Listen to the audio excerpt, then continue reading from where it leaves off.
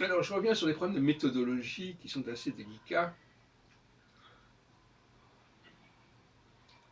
Vous savez qu'actuellement, à propos du coronavirus, on s'interroge sur la façon dont il faut prouver l'efficacité d'un médicament, d'une molécule, etc.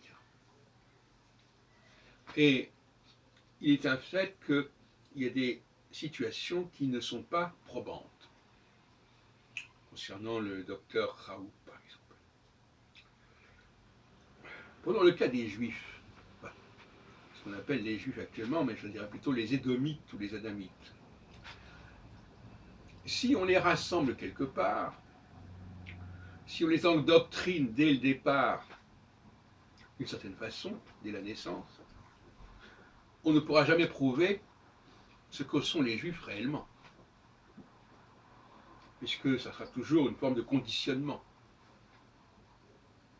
En revanche, si on disperse les Juifs dans la nature et qu'on ne leur dit rien sur leur judéité, mais qu'on les laisse, en quelque sorte, vivre à leur façon, enfin à leur façon, chaque individu vivant comme il peut le vivre, ayant l'action qu'il peut avoir, à ce moment-là, vu qu'il n'y aura pas eu de bourrage de crâne, vu qu'il n'y aura pas eu d'endoctrinement, si jamais il y a des éléments communs entre tous ces personnages, ça sera probant.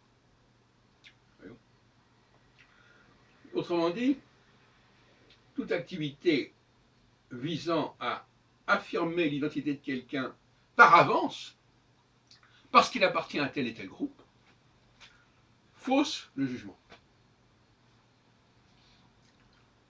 Si on veut prouver qu'un aimant fonctionne,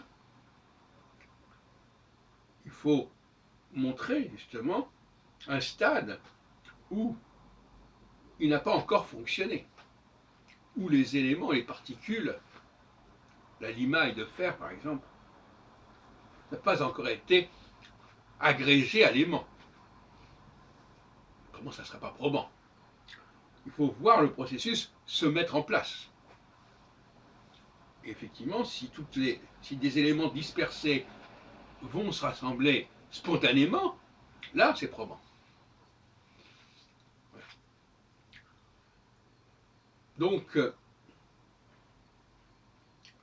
c'est contre-productif de mettre la charrue avant les bœufs, d'aller plus vite que la musique, et de décréter dès le départ ce qu'on veut prouver, c'est ce qu'on appelle des prophéties autoréalisatrices.